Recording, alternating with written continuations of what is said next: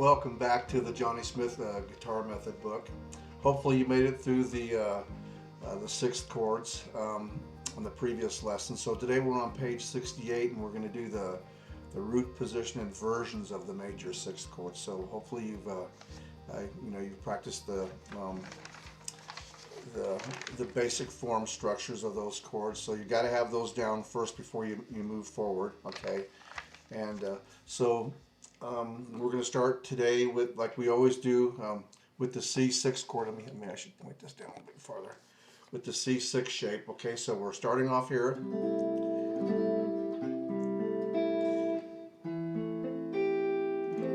Okay, so where this is coming from,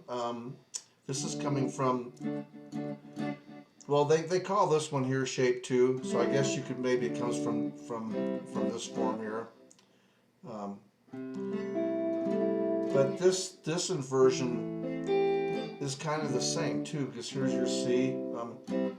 If you were to put your third up here on the root, like a lot of times, when you're playing, well, here's that 6th right there. Okay. And now this last one here, now again, that's the first inversion with your third in the bass. So that's kind of easy to remember too, because if you have this here, this is your root. Same with this C chord, third in the bass. Okay, so it's the same with the 6th chords. Hope I didn't make that too confusing just now. I'll put charts up as usual. Okay, so this is your C. This is the second inversion with the 5th. Again, this is coming from a C. So if you kind of have your E shape here. Okay.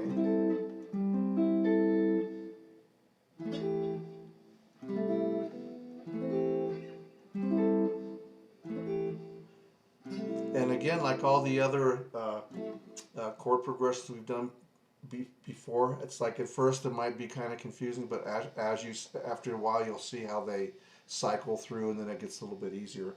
The other thing too, we covered this in the other lesson, but I want to reiterate this too. Again, when you have this position, when you're in the root position, you can slide these up and get a nice diminished. Or you can go backwards, you can go like this.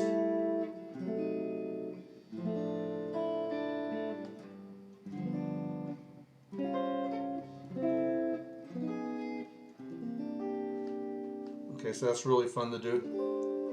Okay, so now we're on to the F6th chord. Again, root position.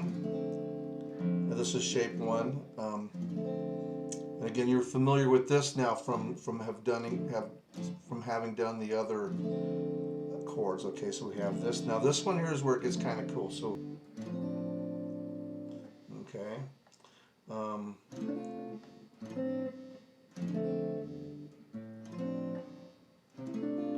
Now where this is coming from, let me show you this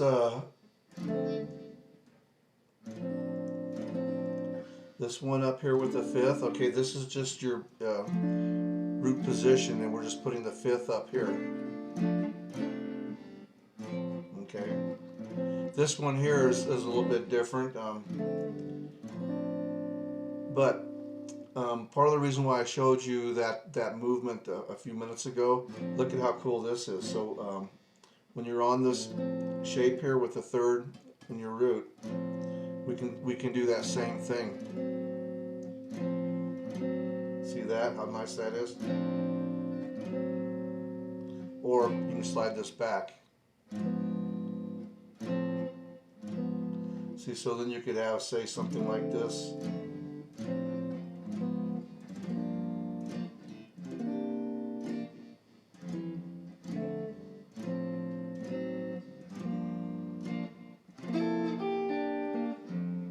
Okay, so that's really nice.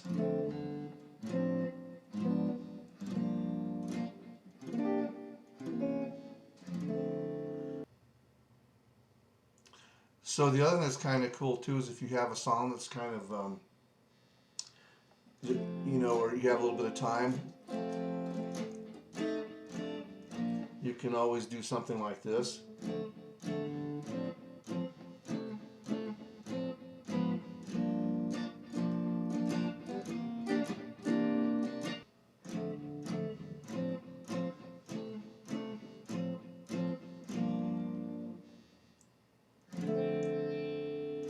Okay.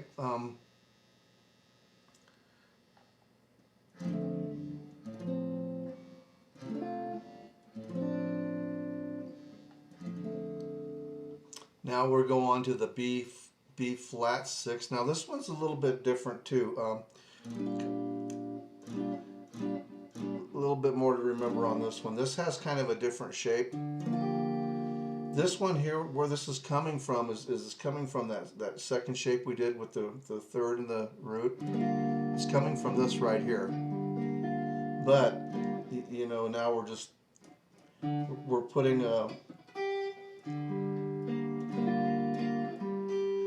that G on top now.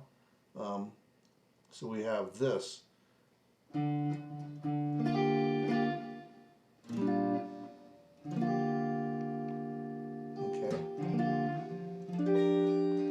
I think they do kind of this a little bit of a different shape here too. Cool thing is that you're getting like a lot of usable shapes you can use. Well,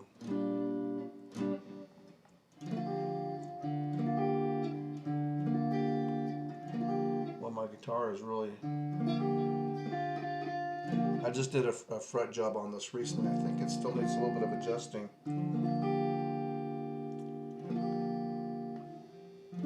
So what's happening here is if you do if you come up here on a B flat and play your B flat. Okay, now this is a 6th chord like this. If you leave this flatted 7 out, okay, and then you can come down and do it like this. You've probably seen this. If you've come this far, you've seen this shape before. So what's happening is they have this shape here, and then this is your root, this is your 5th right above it. So that's where that shape is coming from. So we have this. Here's the 3rd. And then you can keep your 3rd finger on the same string too. See, we're just going to slide that up.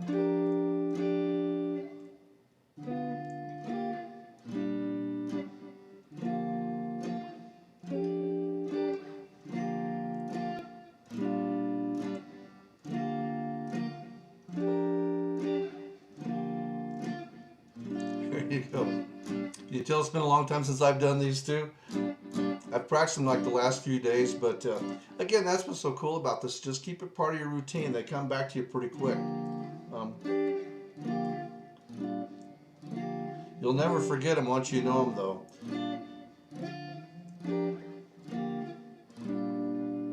Okay.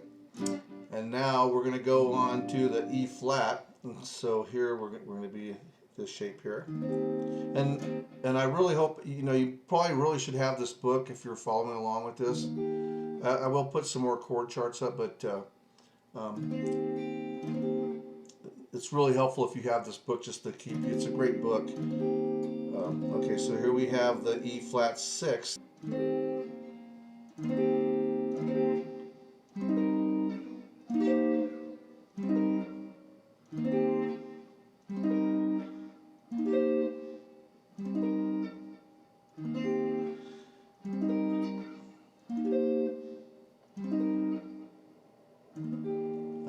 And after a while too, you get a little bit better at eyeballing them, just to know where you need to go.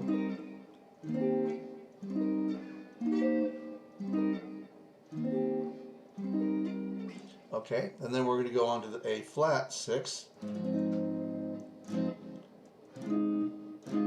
again, we're using this this form here, but you have your pinky on the 5th. There's the 3rd, root position.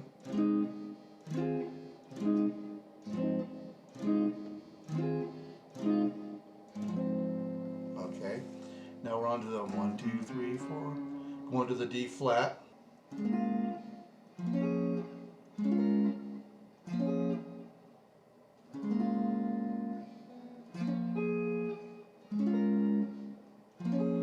Some of these can be hard to visualize. You know, especially on the flats, because you're thinking here's a D flat, okay. Now you're thinking here with your third and the root, and then you're thinking up here. You're thinking this one here. Okay, so it can be a little bit tricky. You can notice also here where your fingers are, if you just go up 2 frets, okay, and then 2 more, that will kind of help keep you straight as well. But it's nice to visualize where those chord shapes are. Now we're on to the G flat. Okay, again, this is your basic shape.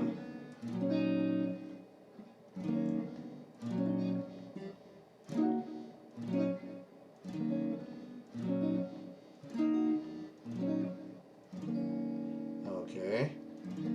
Now we're on to the B. Now the B is basically the same as the B flat that we did earlier. Okay, except everything is just up 1 fret.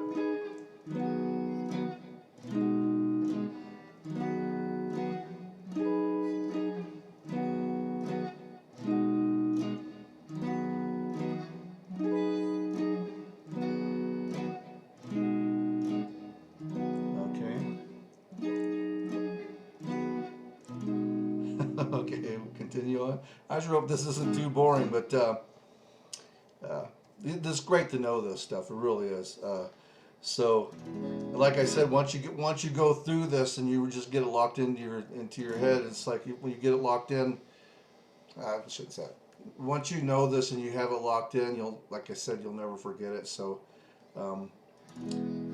This is kind of the grueling part of playing guitar. Okay. But the nice thing about it is these chords are pretty.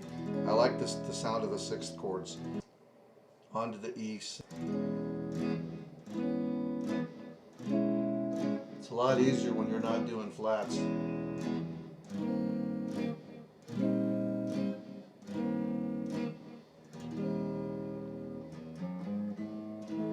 Now we're on to our A6. A6. I left one out. Hang on. Here we go.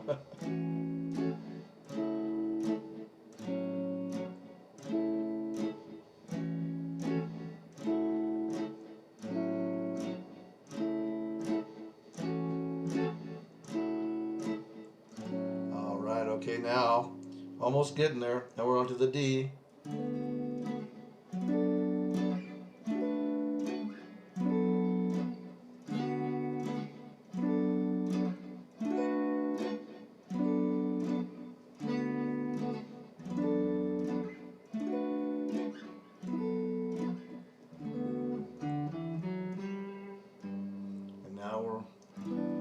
G. You can see like a lot of these are the same as the previous ones we've already done. That's why I'm going a little bit faster.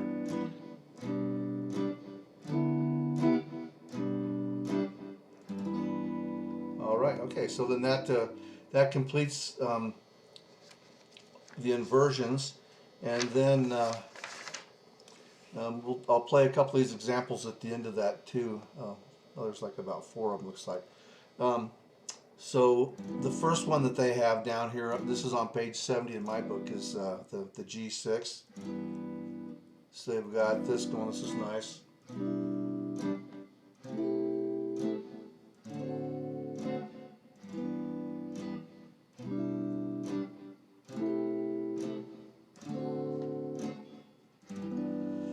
Okay, then the number 2 is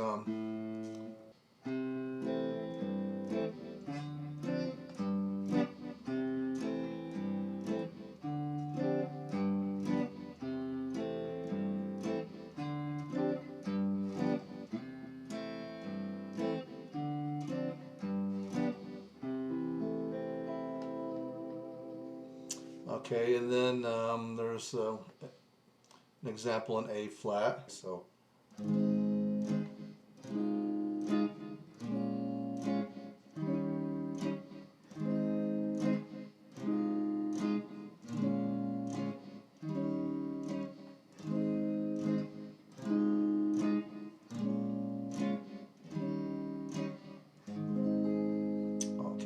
then the last one, um,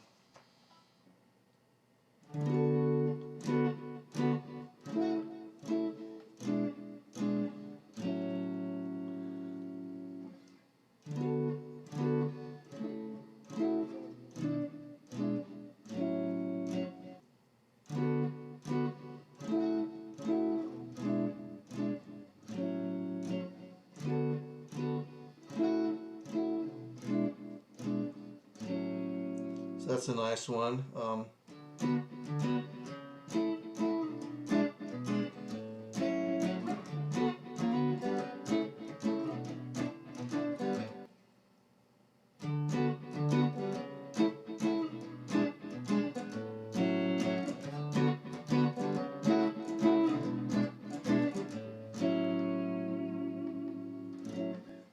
Okay, so that's just about it. So hopefully that will help you out, with this book, and just practice those like you've done the other ones. That's kind of what I'm doing. I'm kind of doing like a visit on this book here, so making the lessons at the same time. As you can tell, I'm no expert at it either, but it's really good to know this stuff, and really important to know. It's helped me in so many ways. Even though you end up getting kind of rusty on it, it always helps. It always comes back to you quickly too.